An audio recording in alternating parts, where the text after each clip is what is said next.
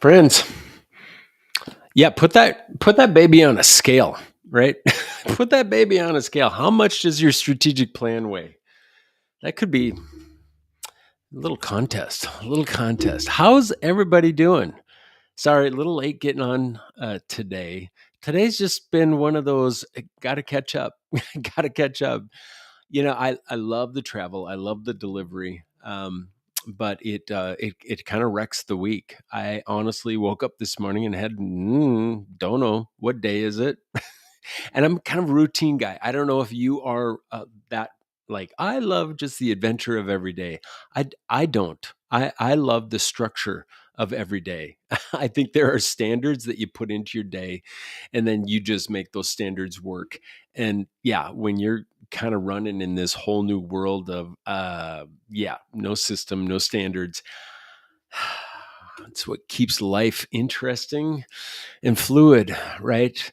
Actually flew across the country. Started on Sunday afternoon and went down to the Southwest, and then had to go over to New England and took a red eye flight. And yeah, the red eye flights are for children. They're not for adults. They really are not for adults.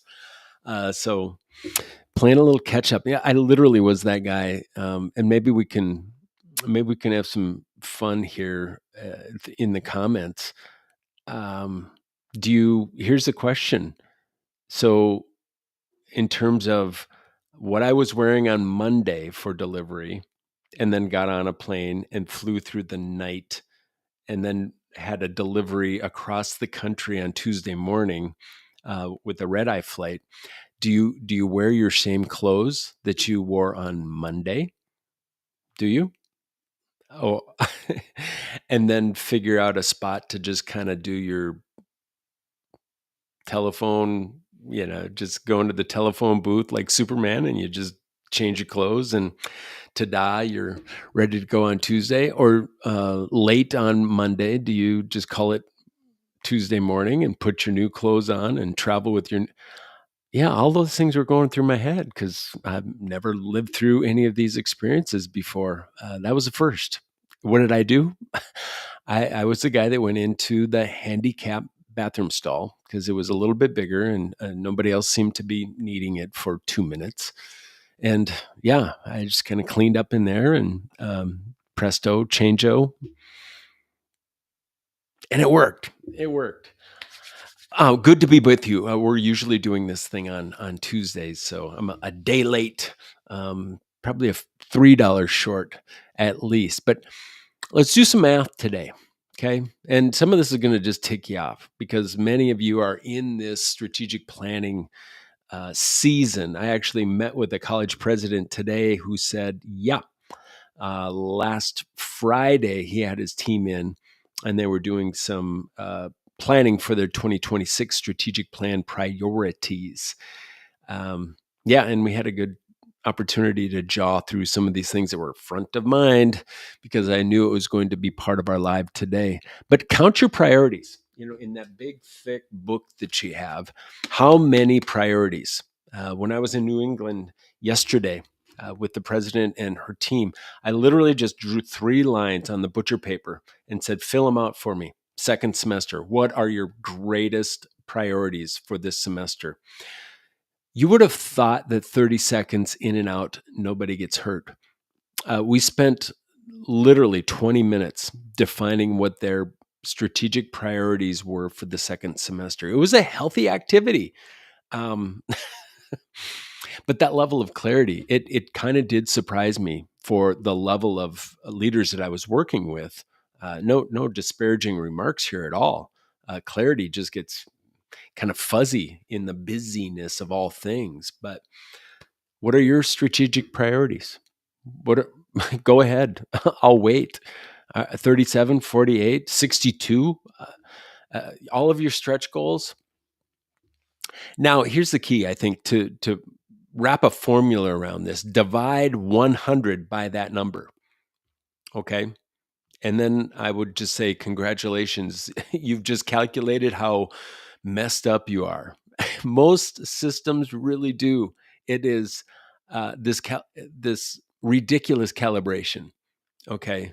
Each priority gets maybe 2.1 units of what I'm calling cognitive capacity.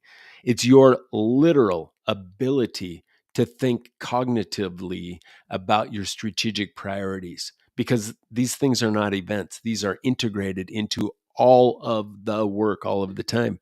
Okay. That's not strategic planning. That's organizational ADHD that most our systems have, right? So here's the plot twist. That comprehensive plan that you're about to present, maybe to your board, it's not responsible leadership, boss. It's mathematical malpractice. Let's just call it what it is, masquerading as rigor, right? And the safe choice is actually the hardest possible path. But there's a radically easier way based on how team intelligence actually works, and I want to share that with you in just the next few minutes. We're not going to take very long. Here's the pattern that I see from Austin to Ann Arbor. It doesn't matter where I'm at. Mid-December, your cabinet's in conference room that smells like dry erase markers and uh, broken dreams. Right? Somebody says everything's a priority and nobody pushes back, because that's how you avoid conflict in education, right? So you create pillars. Everybody has pillars. Everybody has strategic pillars. All the cool kids are doing pillars these days, right?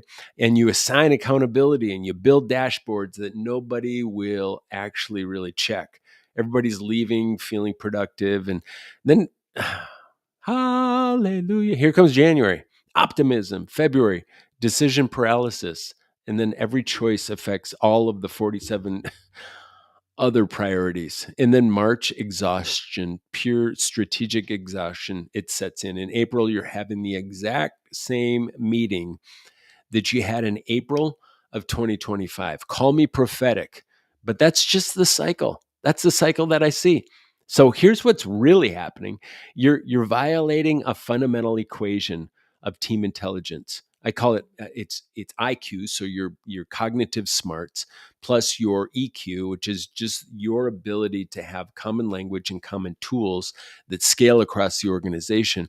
And PQ is your social awareness of who's who in the zoo, right? All three of those come together to really define the level of intelligence across the team. And nobody's talking about this. I've got a fun little book coming out in February, on my birthday, by the way, talking about this. And I think it is the perfect message for the most imperfect time in education, right? Um, so, when any variable approaches zero in terms of team intelligence, the entire equation collapses, right? You can be really smart, not have the EQ. Might have the PQ, but if one of them is violated, the whole thing falls apart, right? This is a three-legged stool that will not just wobble, but it's going to fall down if we don't have all of our key pieces really lined in and aligned, right? So if you finalize your plan, you're committing to probably 500 hours of wasted time and capacity. That's what most teams are doing. That's not a rounding error. That's 3 full-time employees that you're probably just flushing down the drain of what we call comprehensive planning. And while you're grinding through those 48 priorities, your students, can we talk about them? They're experiencing the downstream cost of just divided team intelligence. The market doesn't reward comprehensive, it rewards multiplication. We don't need any more B team work by your leaders. We need A team work, and A team work is all about multiplication. So what does that look like? I steal all of this from friend Dan Sullivan, who's coached me and probably thousands of other leaders and entrepreneurs. He's got this thing called 10x, and he says 10x performance is easier than 2x performance. Yeah, I hope that gets your attention. 10x performance is easier than 2x performance. It sounds like motivational nonsense, but it's not until you look at the team intelligence math around this. Okay, so ask yourself right now, how do we improve by 2%? Okay, you get the 48 ideas, right? 40. 47 ideas, maybe. They're all reasonable, they're all feasible, all dividing your cognitive capacity across so many priorities that multiplication becomes impossible. Okay. The 48 priority just means your team intelligence equation, it looks like mediocrity, is what it looks like. That's not strategic. That's addition when you need multiplication. You're playing checkers when today's too complex. We're playing a chess game. Okay. So ask, how do we get a 10x outcome? You can't do the 47 priorities to reach 10x solutions. They don't line up. Okay. They're not the right strategies for 10x. Your list actually collapses, right? Maybe to 2 or 3 possibilities max. Try that in your head. Think, how do we actually move the dial from where we want to be incrementally to literally iterate that thing up 10 times? There's not many things that you can think about doing strategically that will get you there, except for some really ridiculous things. Maybe that one thing, 2 things, or 3 things. Why? Because the most nothing produces 10x. Most nothing does. That's sorry to my 10th grade English teacher, which just gives you permission, doesn't it? No, uh, it's not an obligation. It is an obligation, probably, to eliminate 80% of what you're currently doing. 3 priorities means that your team intelligence equation, it's focused. It's all about execution. It's all about breakthrough, not burn out another year, right? So think about it. Your team has 100 units of cognitive capacity to give this thing. The math is brutal. If you have 48 strategic priorities, that's about 2.0 something, 2.078 units per priority. That is enough to send update emails and to meet every third Monday of the month, right? But not enough to transform your system. But if you have 3 priorities, do the math. That's 33 units, boss, per priority. That's enough to deep thinking. It's enough to think deeply. It's enough to innovate. It's enough to execute with excellence. Now, it sounds ridiculous, but put it to the test. When you concentrate, when you bring team intelligence on those 3 breakthrough initiatives, instead of just dividing up that sandwich 48 different little pieces, and you have to manage all of those across your entire system, you don't get linear improvement. You get exponential multiplication when you do that by 3. Okay. Our research with nearly 1,000 teams shows that focused teams outperform distributed teams 2 to 1. That's not theory. That's what happens when you stop dividing and start multiplying. So, college president, I'm just going to call her Maria. She estimated she had 70 to 73 core priorities. This was back in December of 2024. We did this exercise. She focused on 3. Okay. Before her enrollment was down, her team intelligence score was average at best. After the enrollment went up nearly 12%, and her team intelligence score was 7 point something out of 10. Okay. Same people, same market, different operating system. That's what it's all about. Fine and functional. Don't create the operating system that you need and your students need and your community deserves, right? So you've got about a week before you lock in a plan that divides team intelligence across so many priorities that breakthrough becomes mathematically impossible. Here's what I want you to do. Okay, walk into your next cabinet meeting, and maybe you have called a bit of a break for the holidays. That's totally good. So in the new year, walk in and say, hey, if we had to achieve 10x improvement, okay, to whatever that primary metric is in 2026, what 2 to 3 things would we focus on? Knowing that adding a 4th priority doesn't just dilute focus, it divides that team intelligence. Then just shut up, right? Let the silence do the work. So powerful. And watch to see what happens. Um, they'll start listing additions. Then someone will realize that additions don't work for 10x. They'll pivot to eliminations. And that's where it becomes just beautiful. That's when you see the real relief begin to flood the room as that complexity shrinks and there's just a lift of almost liberation. And then ask, of our current 48 priorities, because most have 48 priorities, which one directly enables these 2 to 3 breakthroughs, right? And which ones are dividing our overall collective intelligence? And you'll discover that nearly 80% of your plan is just complexity theater. It's making you feel comprehensive, well, just mathematically guaranteeing mediocrity, right? But everything's important, boss. Yeah, no, everything is interesting. Important is different, right? Important is different. Test it. If we could accomplish 10 priorities, which 10 would produce 80% of the transformation that we need?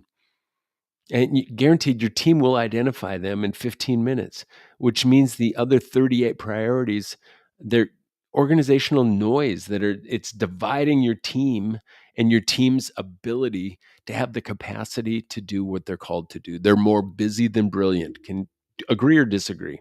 Your team is more busy than brilliant, and you hired amazingly brilliant people, right? So here's your choice. You can keep dividing your team's intelligence across those 48 priorities. Yeah. And get what you've already always gotten. Okay. Uh, or you can multiply across those 3 breakthrough units and get what multiplication produces exponentially more. The math is simple. The execution requires courage. Yeah. Let's choose multiplication. Yeah, that's my word for 2026 is multiplication. We've got enough division going on in our world right now. I say multiplication is the solution. It's the difference between just winning and losing institutions. It's not about talent. It's whether they understand the team intelligence and that equation, how to break that thing down to win. Mediocre leaders create comprehensive plans that divide our teams across dozens of priorities. And then you get parallel play at best, right? Elite leaders really are creating focus plans that multiply it. So you want to see your team actually where they sit in the team intelligence spectrum. You can actually go to higherperformancegroup.com and take the team intelligence assessment. The work that I did yesterday in New England. What a beautiful campus that was. It all started with the team intelligence assessment. It puts some serious truth on the table, and it's free.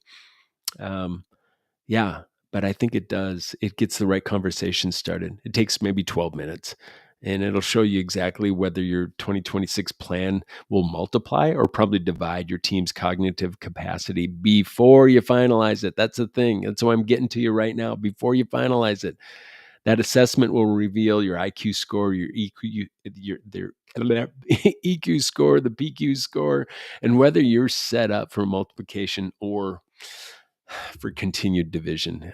It's a diagnostic. It's not judgmental. It's just data. It's just data, boss. Because you know what matters? You have brilliant people. You really do. You've got strong relationships and you've got clear roles. But if you're dividing that across all those priorities, the math just doesn't work. There's just not enough to do the work. And the work is so very, very important. Go to higherperformancegroup.com, take the assessment, read that white paper. If you want to book the keynote, that's also available there as well. And you see where you are before you lock in this plan that divides what you need to actually multiply, boss. You can comment below with your priority count and your team intelligence score and all those things that you're maybe discovering in the moment. The market is honestly, it's not waiting for your competitive strategy. The market's not waiting for you to come and drop this thing down on the conference room table. It's actually rewarding the ones who understand multiplication. So hope this hits you in all the right places, and that that you're coming in for a landing very, very soon. Peace, friends. Hope you're doing well.